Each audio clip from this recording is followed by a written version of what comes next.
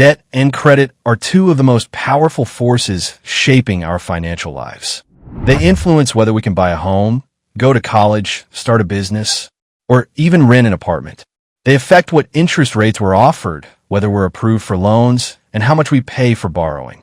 Despite their importance, most people receive little formal education on how debt and credit actually work. This lack of knowledge can lead to costly mistakes.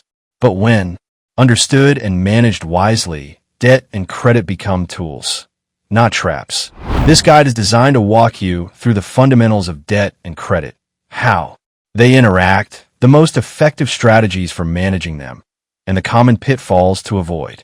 You'll also learn how to assess your personal financial situation, improve your credit health, and build a future of financial flexibility, confidence, and stability. Part 1. Understanding debt. A tool or a trap? Debt can be the difference between achieving your goals and falling behind. It all depends on how, why, and when you use it. Imagine two individuals. The first takes out a $40,000 loan to pursue a master's degree, boosting their lifetime earning potential significantly. The second uses $20,000 in credit cards to fund vacations and luxury items, paying only the minimum each month. The first person's debt is structured, purposeful, and temporary. The second's debt is costly, unstructured, and potentially permanent. Debt is borrowed money that must be repaid, usually with interest. There are multiple types. Secured debt, backed by an asset, e.g., mortgage, car loan. The lender can repossess the asset if payments are missed. Unsecured debt, not tied to an asset, e.g., credit cards, student loans. These often carry higher interest rates. Installment debt, fixed monthly payments over a set period, e.g., auto loans. Revolving debt, flexible borrowing up to a credit limit, e.g., credit cards. Good debt contributes to your financial growth, like investing in education, property, or business. Bad debt finances things that don't appreciate or generate income, like electronics, fashion, or expensive dining. Evaluate debt based on its purpose, cost, and payoff. Part 2. Understanding credit. Your financial reputation. If debt is a tool, credit is your track record with that tool. It's your financial reputation, and it follows you everywhere. Suppose you apply for a home loan. Your income is solid, but your credit score is 580 due to past missed payments and maxed out credit cards. The lender may reject your application or offer you a loan with a sky-high interest rate. That one number, your credit score, can determine whether your future is affordable or financially stressful. Your credit score reflects how well you manage debt. The most commonly used scoring model, FICO, is based on 35% payment history. Have you paid on time? 30%. Credit utilization.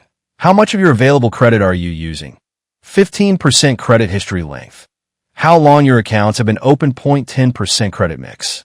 A variety of credit types, credit cards, auto loans, student loans. 10% new credit inquiries. Too many new applications can signal risk. Your credit score affects your ability to borrow, the cost of borrowing, rental approvals, insurance premiums, and even employment opportunities. Building and maintaining a strong score means demonstrating consistent, responsible financial behavior over time. Part 3. The relationship between debt and credit. One feeds the other. Every debt you take and every payment you make is a message to your future lender. Paying your credit card bill on time. Every month signals responsibility.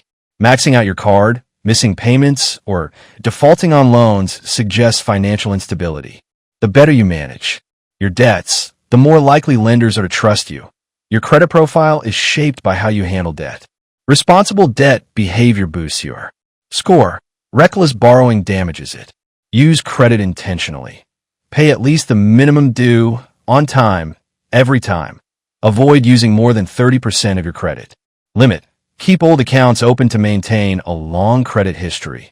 Space out credit applications to avoid multiple hard inquiries. Check your credit reports regularly for errors. You're entitled to a free annual report from each of the 3 major credit bureaus: Experian, TransUnion, and Equifax. Part 4. Smart debt strategies. Mastering the balance. Being in debt doesn't mean you're failing. It means you have a financial obligation. What matters is how you handle it. Someone with $25,000 in debt who has a structured plan can be in a better position than someone with no debt but poor financial habits. Debt managed wisely becomes part of a healthy financial ecosystem. Key strategies include budget-based borrowing. Only take on debt you can. Repay based on a realistic budget. Snowball method. Pay off debts from smallest to largest to build psychological momentum. Avalanche method. Pay off highest interest debts first to save the most money. Debt consolidation. Combine debts into one manageable payment with a lower interest rate. Refinancing. Replace high-interest loans with lower-cost alternatives. Emergency fund. Set aside 3 to 6 months of living expenses to avoid new debt during crises. Use debt as a stepping stone, not a crutch. Always have a repayment plan, and resist the temptation to finance lifestyle choices that don't generate lasting value. Part 5. Avoiding common mistakes. Learning from the pitfalls.